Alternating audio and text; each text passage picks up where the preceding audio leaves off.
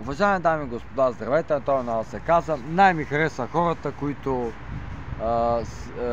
практикуват някъде в Ню Йорк, в САЩ, общо, посока Великобритания, общо преди и след напускането на Великобритания и Европейския съюз, общо като коментар Европейския съюз, Брюксел, Белгия, общо спрямо правата Страсбург във Франция, общо, че Международната Женева било неудобно, общо в Швейцария, посока Евразийския съюз, Руска федерация, общо спрямо България, общо по начин, че всеки имал право на мнение за нещо, което се нарича доктор, психологик, психиатричик, доктор, психолог, психиатър.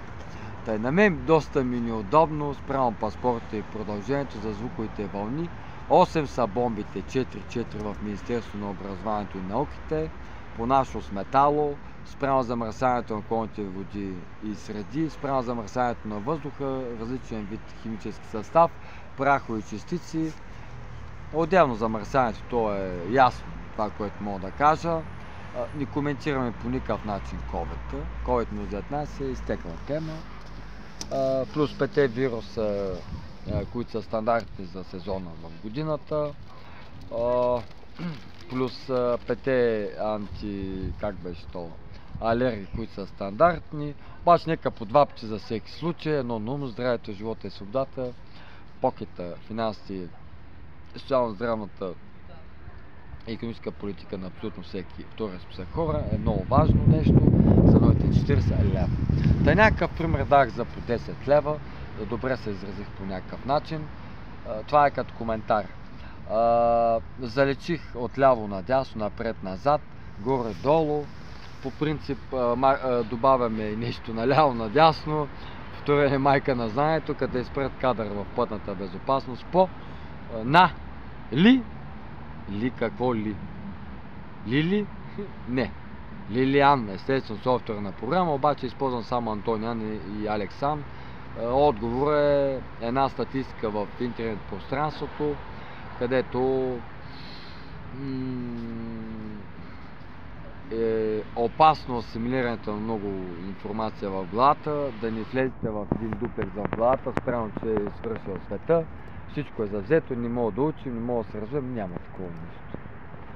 Просто няма такова нещо. Това е, което мога да кажа. Просто не трябва да гледате всяко нещо, защото по пътя на логиката вие убивате себе си. Да. Всяко нещо има срок на годност. По принцип. Това е, което мога да кажа. За подрастващото поколение различни родители, никой не се спомна всяко нещо 100 пъти на дете, камо ли да се казва, за му се губи самостоятелното развитие, просто се поощрява по начин, който е достатъчно учител и преподавателен.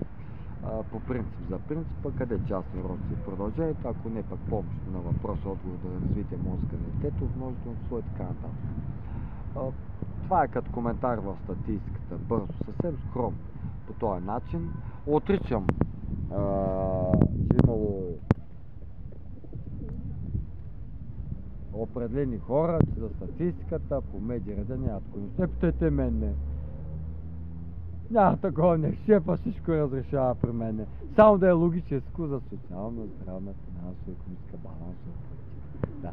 Новите 60 какво години за наследство? 60 лева бяха за 6 езика, не.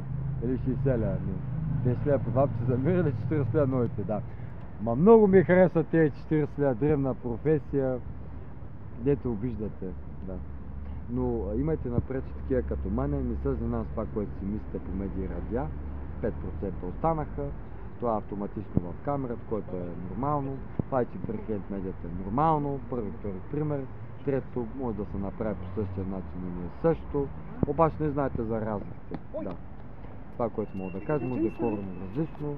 Един пример. Ако те мисля, че се е качил на видеоматериала, ако не се е качил на видеоматериала спрямо батерията, какво видях, за първи, втори пример, нормално при нас. Всичко добро. Аз бях Антон Найденов, водещ на медии радиа.